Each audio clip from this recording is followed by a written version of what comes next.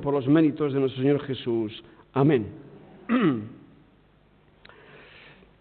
En la década de los 70, ya tenemos que hablar del siglo pasado, en la década de los 70, un economista alemán, Friedrich Schumacher, no el piloto de coches, sino un economista alemán, escribió un libro que se titulaba Lo pequeño es hermoso.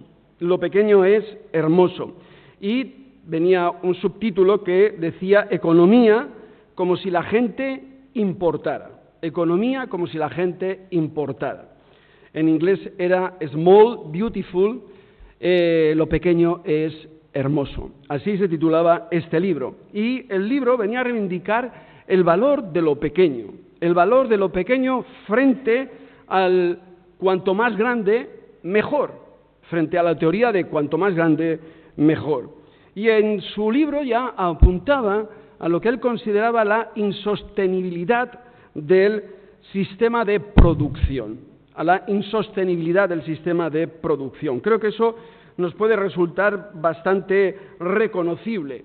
Él afirmaba que los recursos naturales son limitados, que estos están sujetos a agotamiento, que la naturaleza no puede dar más y por tanto esas reservas que tenemos pues tienen un límite y que a partir de ahí él abogaba por un sistema más sencillo y sostenible, cosa que hoy día, pues como oímos constantemente, se nos habla permanentemente de la sostenibilidad, destacando así él el valor de lo pequeño, frente de nuevo al cuanto más grande mejor. Alguno estará pensando, ¿y esto qué tiene que ver con lo que se nos ha leído en esta mañana? Pues mirad, esto me vino a la mente a la luz del texto que nos toca en esta mañana considerar. Este libro tuve que leerlo en los años 80, en la facultad, cuando estaba estudiando teología, y realmente hay unos, creo que paralelismos, o al menos algunas ideas que nos pueden hacer considerar nuestro pasaje también desde otra perspectiva. El hecho de que lo pequeño es hermoso, de que lo pequeño tiene su lugar y un lugar importante y fundamental, pues tiene que ver con algo que va a aparecer dentro del pasaje, que tiene que ver con esta mujer innominada, sin nombre, y que va a hacer un gesto pequeño, pero que va a tener una repercusión muy importante a lo largo incluso de la historia, porque iba a ser recordada, dice Jesús, siempre que se predicase el Evangelio en todo el mundo. El contexto del pasaje que se nos ha leído tiene que ver con el contexto de Jesús camino a la cruz, a su sepultura. Por eso, en los primeros versículos se nos dice que Jesús les dijo, sabéis que dentro de 2 días se celebra la Pascua y el Hijo del Hombre será entregado para ser crucificado. Por tanto, nos encontramos a 2 días, estamos en miércoles, a 2 días de la Pascua, que sería el viernes, cuando Jesús es crucificado, y por tanto nos encontramos en ese momento, digamos, fundamental, un momento decisivo, que de alguna manera en ese momento se van a mostrar las cartas, la opción vital ante la persona de Jesús. Diferentes grupos van a intervenir en este relato y que nos van a mostrar precisamente su posición delante de la persona de Jesús. En medio de todos los hombres que aparecen en este pasaje, principales sacerdotes, escribas, ancianos, en medio de todo este conjunto de hombres, los discípulos de Jesús, aparece una mujer innominada, como he dicho, una mujer sin nombre que se va a convertir en el personaje principal. El personaje más pequeño se convierte en el personaje principal de la escena, que Jesús dice que iba a ser recordada por siglos, y no por su nombre, sino por su acción, por lo que ella hizo, por ese pequeño gesto. Por eso de lo pequeño es hermoso. De ahí la importancia de las pequeñas buenas acciones o de las pequeñas buenas obras.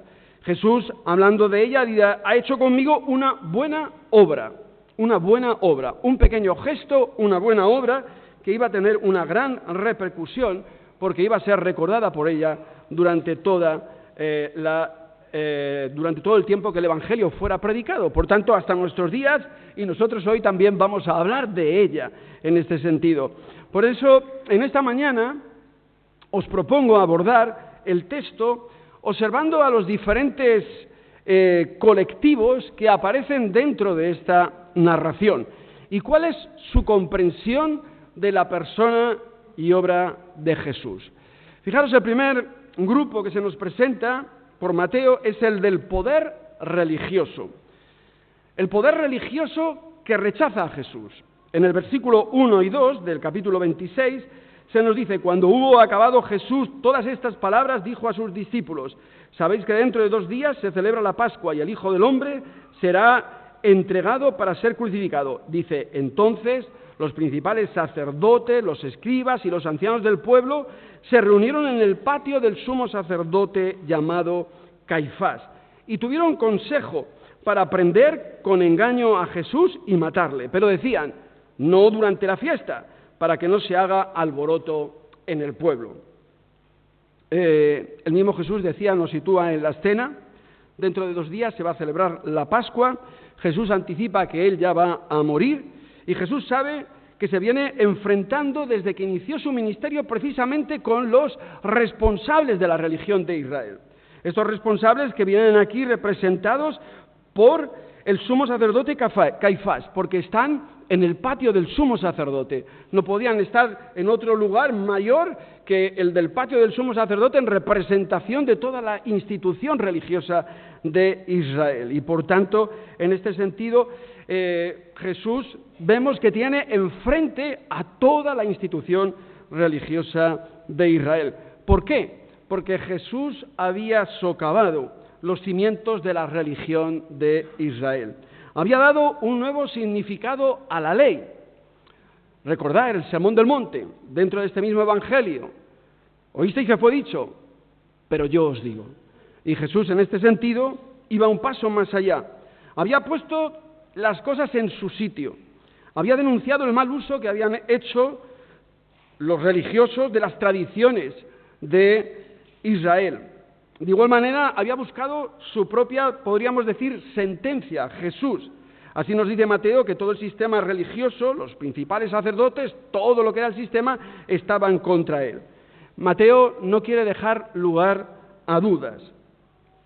No son unos cuantos que se han sentido ofendidos por lo que Jesús va enseñando y haciendo, sino que realmente es la máxima autoridad religiosa de Israel. Los que tienen el poder en Israel y se sienten amenazados por la persona de Jesús. Israel no recibe a su Mesías. Es más, lo va a ejecutar de forma ignominiosa. Quieren matarlo, dice el texto. ¿Por qué? Porque Jesús no se ajusta, hemos dicho, a su concepción y su entendimiento de la ley, tampoco se ajusta a la moral religiosa.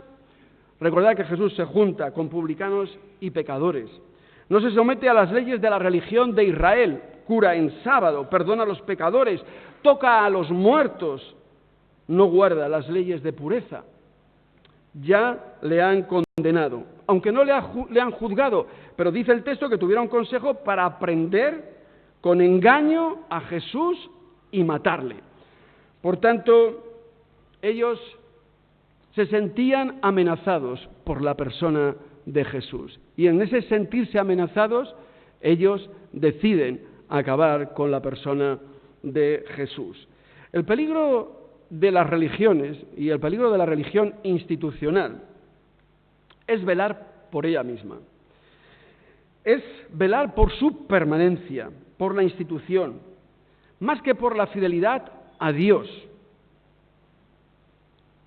Más que velar por el bien de los demás, del prójimo, como hacía Jesús. Cuando la religión se preocupa más de ella misma y de la institución que de velar por el bien de los más pequeños, entonces podemos observar cosas como las que hemos visto en estos últimos tiempos, con situaciones que tampoco es necesario mencionar, pero que tienen que ver con el abuso de los más pequeños. La religión institucional en este sentido es hermética, no es abierta a la crítica, no escucha, se parapeta en sus tradiciones, en sus leyes. Es capaz de someter a los más pequeños, a los fieles, a preceptos que no tienen sentido y que son contraproducentes. Muchos casos o ejemplos podríamos poner, pero creo que tampoco es necesario. Y todo ello sucedió en el patio del sumo sacerdote, por tanto, en la institución, en la religión de Israel. Este primer grupo que se siente amenazado por la persona de Jesús y se posiciona ante él bajo la mirada de hay que matarlo. El segundo grupo que nos presenta Mateo es el de la comunidad de discípulos de Jesús, la iglesia. Esa iglesia que se marca en contraste precisamente con la religión institucional, con el templo, el patio de Caifás, y que viene representada precisamente por la casa de Simón el leproso. Curiosamente, la casa de un leproso, Simón el leproso, o por sobrenombre el leproso. Realmente no sabemos quién es, porque no se le identifica solamente por ese sobrenombre o apodo que él tenía, pero en el Evangelio tanto de Marcos como el de Mateo, que narran esta escena, se nos dice que Jesús había sanado a un leproso. Y por qué no pensar que aquel leproso que había sido sanado por Jesús, en agradecimiento había abierto su casa también a Jesús. Y allí se encuentran, en medio de su casa, en la mesa. Dice el versículo 7, vino a él una mujer con un vaso de alabastro de perfume de gran precio y lo derramó sobre la cabeza de él, estando sentado a la mesa. Y por tanto, la escena es la siguiente. Están en la casa de Simón el leproso, están los discípulos y Jesús sentado a la mesa. Y viene a representar aquello la iglesia. Es la iglesia la que allí está reunida y congregada. Y por tanto, en esa significación que va mucho más allá del momento puntual narrado por el Evangelio, de lo que se nos está hablando precisamente es de la iglesia. Así, frente al templo, el patio de Caifás, que se había convertido, según Jesús, en una cueva de ladrones, aparece la casa del leproso como la verdadera iglesia de Jesús. ¿Por qué? Porque es una casa de enfermos, una casa de pecadores, una casa de impuros, gente, dirían, de mal vivir, pero es la gente que necesita del amor de Dios. Es la gente que necesita de Jesús. Yo no he venido a sanar a los sanos, sino a los enfermos, dirá Jesús precisamente. Y por tanto son los enfermos los que necesitan de Jesús. Es el lugar donde vienen sus discípulos para descubrir y celebrar el sentido de la muerte de Jesús. Jesús está sentado a la mesa, que es el centro de la comunidad eclesial, es el centro de la comunidad de los discípulos de Jesús. Él ya se había sentado anteriormente en otra casa, la casa de Leví, el publicano, y allí se nos dice también que fue recibido, y allí Jesús también comparte reclinado en aquellos reclinatorios que tenían, donde ellos comían, comparte con sus discípulos precisamente las enseñanzas acerca del reino de los cielos. Es en medio precisamente de la mesa de la comunidad de discípulos de la Iglesia que nos encontramos con dos reacciones muy diferentes ante la persona de Jesús. Dentro de su propia comunidad de discípulos nos encontramos con diferentes reacciones ante la persona de Jesús.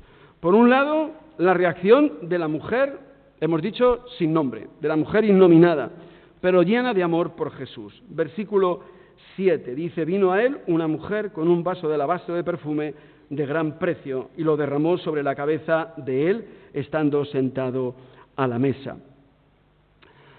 El hecho de que no se mencione su nombre, para muchos apunta al hecho de que ella viene a representar al verdadero discípulo,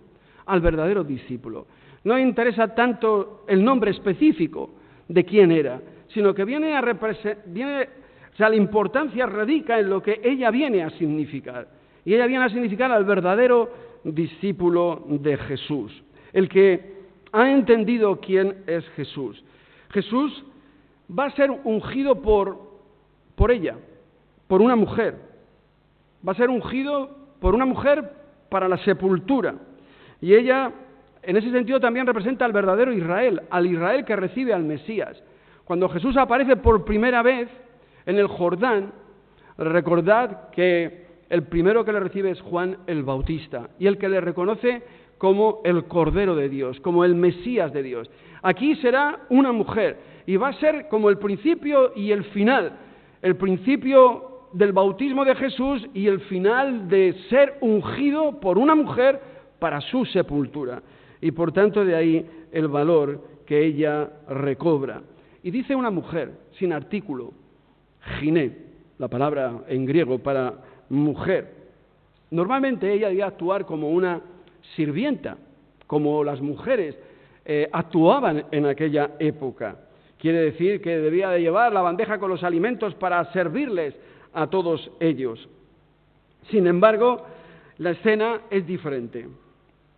Ella no lleva la comida, no sirve, sino que ella ofrece a Jesús lo más precioso que ella tiene, que es ese perfume que va en un vaso de alabastro, un perfume que, según el Evangelio de Marcos, va a decir que era un perfume de gran valor, porque estaba valorado en 300 denarios. Recordad que cuando Jesús celebró el milagro de los 5.000, allí Felipe, creo que fue Felipe o Andrés, creo que fue Felipe que dijo, ni con 200 denarios tendríamos suficientes para dar de comer a tanta gente.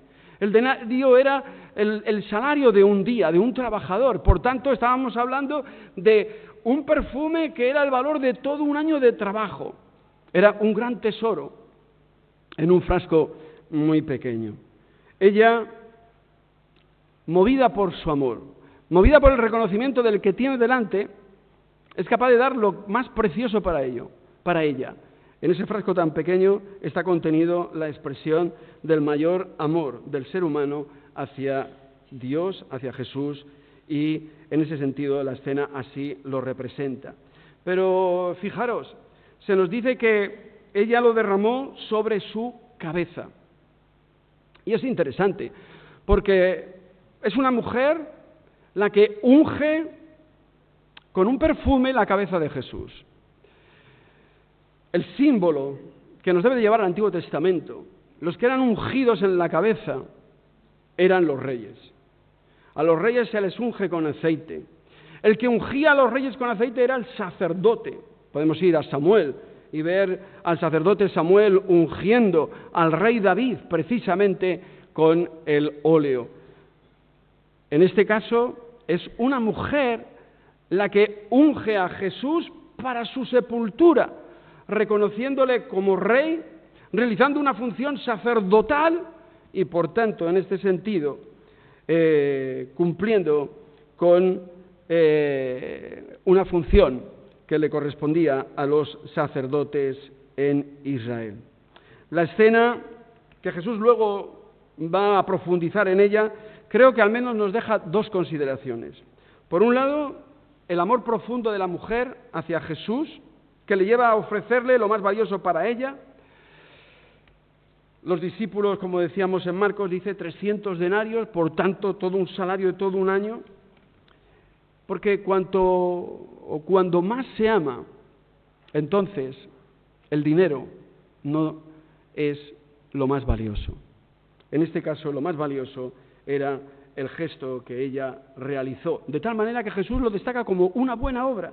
Y dice, ha hecho conmigo en el versículo 10 una buena obra. ¿Y la razón? Bueno, dice, mirad, a los pobres siempre los tendréis con vosotros, pero a mí no. Ella había entendido el momento en el que estaba viviendo. Era el momento de las bodas, de estar con el novio, como dice Jesús en otra de sus parábolas. Era esa comprensión de que en este momento el dinero no tiene el valor último. Lo que tiene valor último es la expresión máxima del amor hacia Jesús. Ella sí lo había entendido y, por tanto, ofrece a Jesús lo que para ella era lo más importante. Pero además su acción tiene un valor profético, porque resulta que con su acción estaba anticipando la muerte de Jesús. Porque siempre tendréis a los pobres con vosotros, pero a mí no siempre me tendréis, porque al derramar este perfume sobre mi cuerpo lo ha hecho a fin de prepararme para la sepultura. Y por tanto aquel gesto de aquella mujer tenía también un valor profético. Fijaros que cuando María Magdalena va al sepulcro para ungir a Jesús, para embalsamar a Jesús, resulta que no puede hacerlo. No puede hacerlo. No encuentra el cuerpo de Jesús. Pero aquella mujer ya lo había hecho. Se había anticipado para su sepultura. Dice, lo ha hecho para prepararme para la sepultura. Y de ahí el valor importante y fundamental del gesto de la mujer. Creo que de ella aprendemos el verdadero sentido del amor, que no busca para sí mismo, que no mercantiliza las relaciones, que el verdadero amor es generoso, que es desprendido, que se da como ofrenda, que no busca lo propio y procura el bien del otro. Aquí ella ha hecho conmigo una buena obra. Un día después, según Juan, Jesús insistirá en la imagen del servicio. ¿Recordáis la escena del lavatorio de los pies de los discípulos? Pues un día después ocurrió aquella escena, remarcando la importancia del amor y del darse a los demás. Así como yo os he hecho, vosotros también hagáis entre vosotros, a través del servicio, a través del amor desprendido, que no busca lo propio, sino que busca darse al otro. Pero ¿cuál fue la reacción del resto de los discípulos? Pues fijaros, los versículos 8 y 9 nos describen cómo reaccionaron los varones, el resto de los discípulos. Dice que al ver esto los discípulos se enojaron, se enfadaron, diciendo, ¿para qué este desperdicio? Porque esto podía haberse vendido a gran precio y haberse dado a los pobres. Y es interesante notar que ninguno se salva. Si fuéramos a Juan, Juan lo trabaja todo esto de otra manera y los especialistas no se ponen de acuerdo en si es la misma escena o no, probablemente no sea la misma, pero allí el que interviene es Judas Iscariote. Bueno, se podría esperar que Judas Iscariote tuviera más interés en el dinero que el resto de los 11, pero aquí no. Aquí todos participan del mismo criterio. Y por eso dice el texto que al ver esto los discípulos se enojaron, se enfadaron. Ellos pensaban de otra manera, muy distinta a la de aquella mujer. Ellos pensaban de una forma mucho más pragmática. Saben de cuestiones, diríamos, de economía, de cuestiones monetarias. Saben cómo se manda, uno a la derecha y otro a la izquierda. Saben cómo se triunfa. Todos conciben su vida o la vida de una forma bastante comercial. 200 denarios por un lado, 300 denarios por este otro. Razonan desde claves económicas de compraventa, desde lo grande. Así los discípulos se sitúan en la línea de los discípulos que aparecen allí en Marcos 6, de nuevo con el milagro de los panes y de los peces. Pero Jesús ya en aquella ocasión había revelado una cuestión mucho más importante, que el reino de los cielos no es una cuestión de dinero, que en el reino de los cielos no es cuanto más grande mejor, que en el reino de los cielos lo que importa, lo fundamental, es la solidaridad, que no se resuelve a través del poder ya sea incluso del poder económico, que en el reino de los cielos lo realmente importante y fundamental es el amor puesto al servicio de los demás, la solidaridad. Aquel niño con los 5 panes y los 2 peces. Es a través de la suma de los pocos que se llega a lo mucho. Y por tanto, en ese sentido, el gesto de ella recobraba un valor mucho más importante. Frente a ella, que da lo más preciado que tenía, aquello pequeño, se presentan los varones que no dan, sino que pretenden comprar todo con dinero. El mesianismo que acaba haciéndose, por último, violento desde esa perspectiva. Recordar a los discípulos de Jesús, uno a la derecha, otro a la izquierda. ¿Quieres que mandemos fuego sobre estas ciudades? Es desde el poder que se pretende ahogar y asfixiar al otro, al más pequeño. Pero ella demuestra todo lo contrario, que es a través del acto generoso, del amor y de la solidaridad, como así se construye el reino de Dios. Nuestra relación con Dios, por consiguiente, tiene que estar mediada por el amor agradecido, por la donación de la vida como respuesta agradecida a la vida entregada de Jesús. No podemos ni debemos mercantilizar nuestra experiencia de fe. No invertimos en el reino para obtener más beneficios, ya sean materiales o espirituales, aquí en la tierra o en la venidera. No hacemos trueques con Dios. Si tú me das, yo te doy. O si me arreglas esta situación, entonces seguiré siendo fiel. Le damos lo mejor de lo que somos y tenemos, como respuesta agradecida a lo mucho que Él nos ha dado en la persona de su Hijo Jesús. Hemos visto a los diferentes colectivos cómo han actuado. Por un lado, la institución religiosa, el poder religioso, el patio de Caifás. Por otro lado, la propia comunidad de los discípulos de Jesús, representada en esta mujer, símbolo del verdadero discípulo, frente a los discípulos que aún no han entendido y comprendido el mensaje del reino de Dios en su totalidad. Y es ante todas estas situaciones que Jesús tiene y se siente con la responsabilidad de tener que poner las cosas en su sitio. Jesús es consciente del conflicto que se ha planteado entre la acción de la mujer y el pensamiento de los discípulos, entre lo grande y lo pequeño, entre el amor y el dinero. Como son sus discípulos, entonces debe de aclarar y dar respuesta a este aparente conflicto. Debe hacer pedagogía. Así toma Jesús la palabra. Lo primero que hace Jesús es salir en defensa de la mujer. ¿Por qué molestáis a esta mujer? Les dice en el versículo 10 a sus discípulos. ¿Por qué molestáis a esta mujer? Podríamos decir que Jesús es el Jesús de las mujeres, ¿verdad? El que sale en su defensa. Pero hay una cosa que debemos tener clara. No sale en defensa de las mujeres por el hecho de ser mujeres. Sale en defensa de las mujeres porque era el colectivo marginado, injustamente tratado. Y por tanto Jesús sale en defensa de los más débiles. Como así en la ley del Antiguo Testamento, Dios siempre salía en defensa de las viudas y de los huérfanos, de los más débiles, de los tratados más injustamente. Por eso hoy también tendríamos que saber quiénes son los colectivos en nuestra propia sociedad y momento actual que son los más débiles, los más injustamente tratados, porque ellos son los que necesitan del amparo de Jesús y por tanto del amparo de la Iglesia. Jesús sale en su defensa por ser injustamente tratada. En segundo lugar, Jesús reivindica su acción y la llena de contenido. Lo que ha hecho con él, dice, es una buena obra.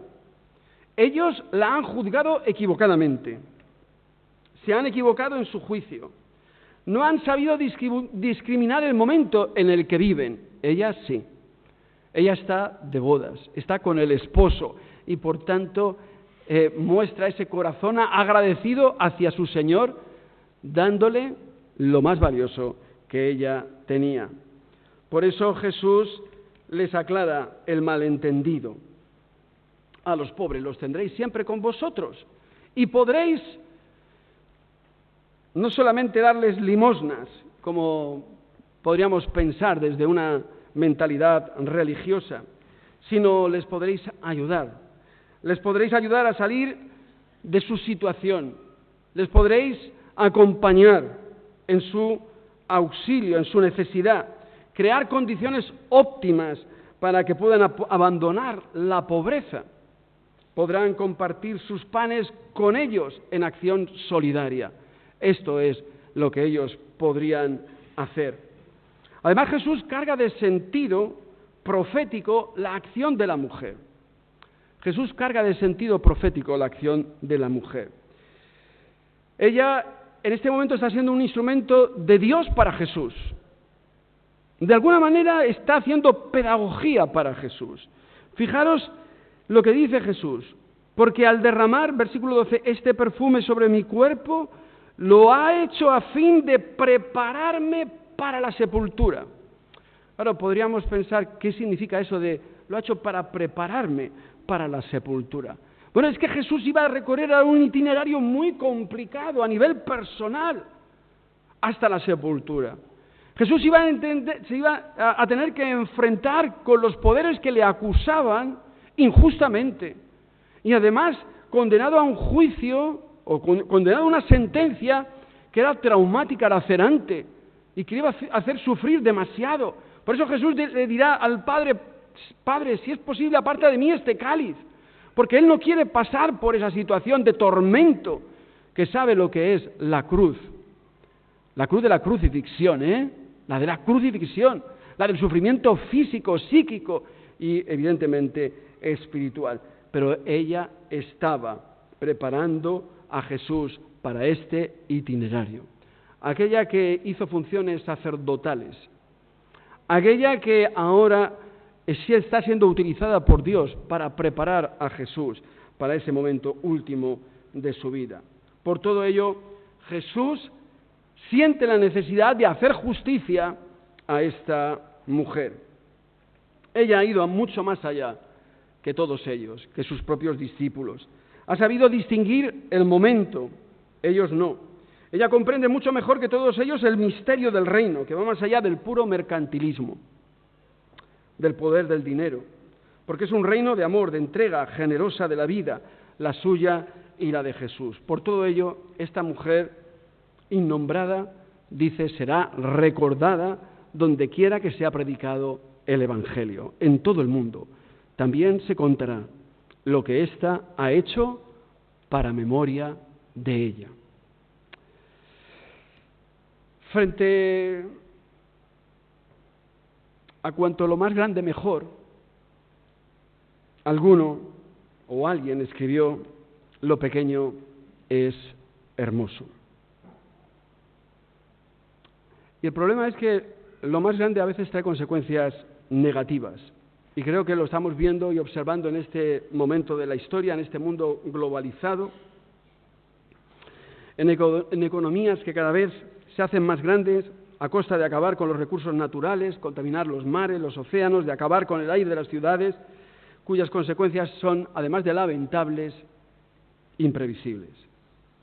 Esta visión del mundo, pero también de la vida y a veces de la Iglesia, puede llevar a consecuencias no deseables. Por eso los religiosos del tiempo de Jesús quisieron acabar con él, porque cuestionaba la religión del poder, la que no pensaba en los pequeños, sino en cada vez hacerse más grande, protegerse, porque ellos se sentían amenazados por Jesús. Pero también encontró resistencias entre los mismos discípulos, que de alguna manera también entendían que lo más grande, o cuanto más grande, mejor, que entendían también el reino en el sentido de grandeza, a la izquierda, a la derecha, para mandar fuego desde el cielo, un reino de denarios,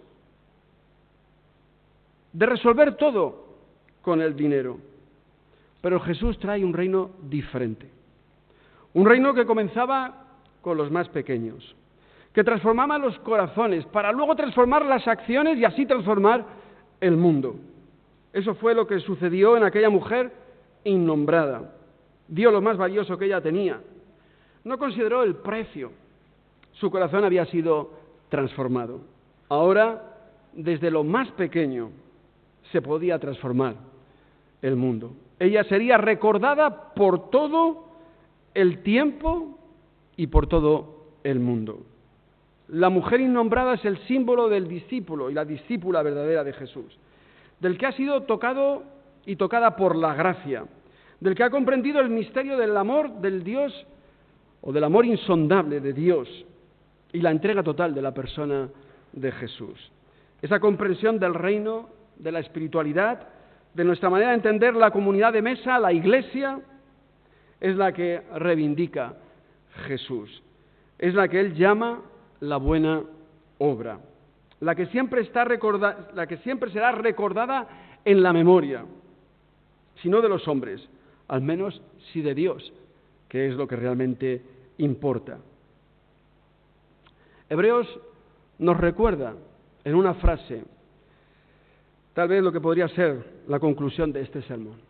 Recordar aquel texto, porque Dios no es injusto para olvidar la obra, dejadme leerlo para no mencionarlo de memoria, y seguro que alguno ya lo tenéis en vuestra mente, en Hebreos 6, versículo 10, porque Dios no es injusto para olvidar vuestra obra y el trabajo de amor que habéis mostrado hacia su nombre, habiendo servido a los santos y sirviéndoles aún. Jesús no olvidó la obra de aquella mujer innombrada, pero Dios tampoco es injusto para olvidar vuestras buenas obras, nuestras buenas obras, las que hagamos por amor a su nombre, sirviendo, dice, a los santos, a los demás, y sirviéndoles aún. Pues que ojalá esa mujer innombrada, símbolo del verdadero discípulo y discípula de Jesús, se dé en todos y cada uno de nosotros también. Que el Señor os bendiga. Amén. Vamos a finalizar nuestro culto cantando juntos la doxología que aparecerá en la pantalla. Nos ponemos